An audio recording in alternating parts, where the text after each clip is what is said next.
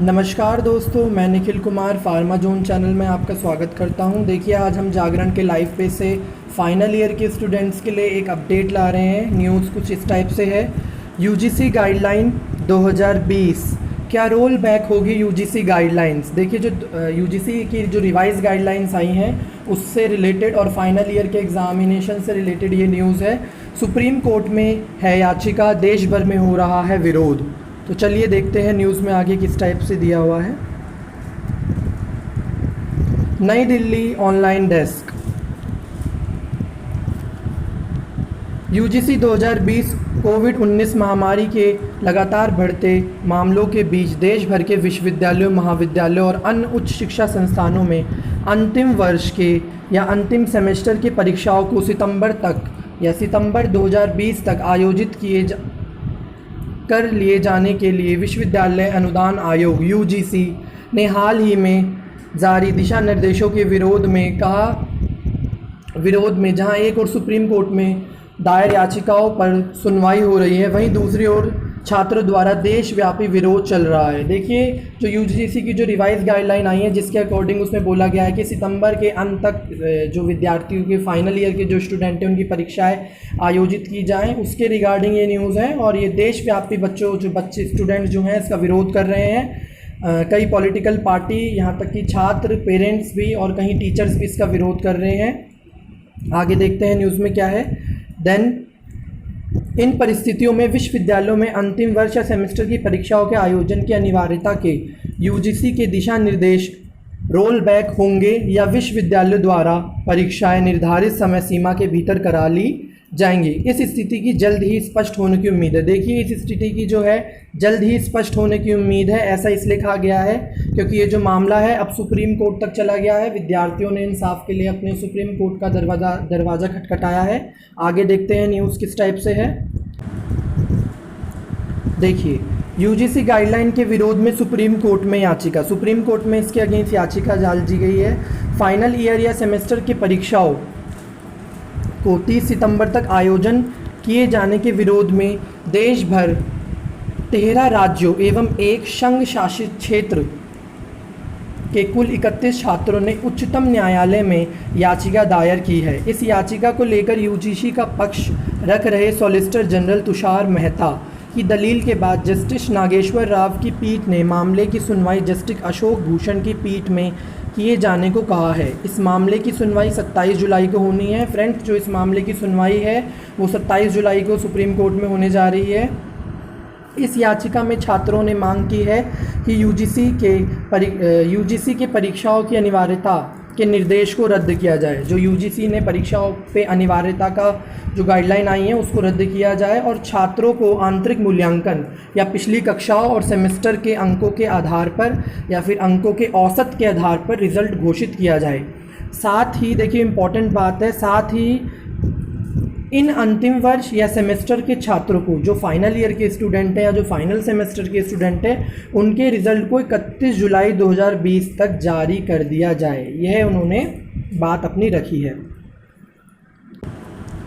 देखिए, UGC guideline का हो रहा है देशव्यापी विरोध। जो यूजीसी गाइडलाइन है इसका देशव्यापी यानी पूरे देश में इसका बहुत विरोध किया जा रहा है।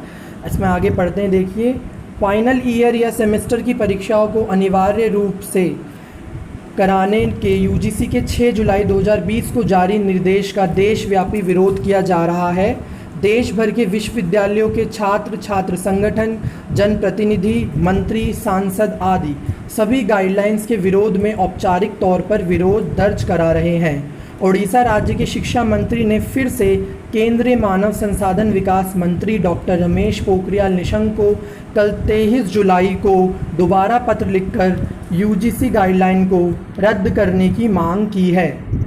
इससे पहले उन्होंने एक बार पहले भी 9 जुलाई को केंद्रीय मंत्री को पहले भी पत्र लिखा था और अब दोबारा से डॉक्टर रमेश पोखरियाल निशंक को कल 23 जुलाई को दोबारा पत्र लिखा गया है कि आप यूजीसी गाइडलाइंस पे पुनर्विचार करें या उसको रद्द करने की मांग उसमें की गई है। वहीं दूसरी तरफ फ्रेंड्स, ध्यान देने वाली बात है, वहीं दूसरी तरफ joint forum for movement on education ने 1000 से अधिक छात्रों के समर्थन सिग्नेचर के साथ एक ऑनलाइन पेटिशन लॉन्च किया है। देखिए, एक ऑनलाइन पेटिशन लॉन्च किया गया है, लगभग 1000 बच्चों से अधिक छात्रों ने सिग्नेचर के साथ जो है एक ऑनलाइन पेटिशन लॉन्च किया है, जिसमें प्रधानमंत्री नरेंद्र मोदी से अंतिम वर्ष या सेमेस्टर की परीक्षाओं को अनिवार्य रूप से सितंबर तक कराने के यूजीसी के निर्देश को रद्द करने की मांग की गई है। इस ऑनलाइन पिटीशन में मूल्यांकन के लिए वैकल्पिक तरीकों जैसे कि इंटरनल असेसमेंट हो गया या एवरेज मार्क्स का इस्तेमाल करते हुए रिजल्ट जारी करने की मांग की है। देखिए, अब यूजीसी का पक्ष क्या है यूजीसी का पक्ष। यूजीसी का क्या कहना है, देशव्यापी विरोध और सुप्रीम कोर्ट में याचिका से अलग विश्वविद्यालय अनुदान आयोग ने सुप्रीम कोर्ट में हुई सुनवाई के दौरान जानकारी दी कि देश भर के विश्वविद्यालयों द्वारा जो अंतिम वर्ष की परीक्षाएं या तो आयोजित की जा चुकी है या आयोजन की योजना बन चुकी है और तैयारियां अंतिम चरण में हैं।